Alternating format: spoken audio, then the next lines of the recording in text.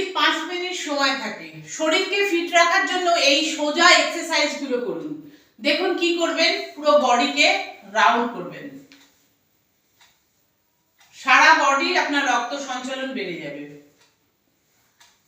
তারপরে কি করবেন দেখুন, এই এক্সারসাইজটি করবেন।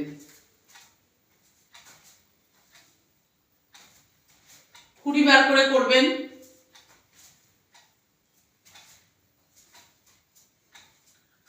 সোজা হয়ে বসবেন, হাঁটুর ব্যথা, পায়ের ব্যথা, তলার পার্ভিস জোনের অ্যাক্টিভিটি বাড়িয়ে দেবেন।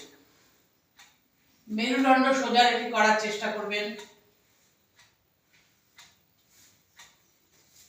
হাত আমি এখানে দিচ্ছি, বডিকে চাপ দিয়ে, হাতের উপর চাপ দিয়ে আমি বডিকে পেছনে নিয়ে যাচ্ছি। বেশ কিছুক্ষণ স্টে করবেন, শ্বাসকে ধরে রাখবেন।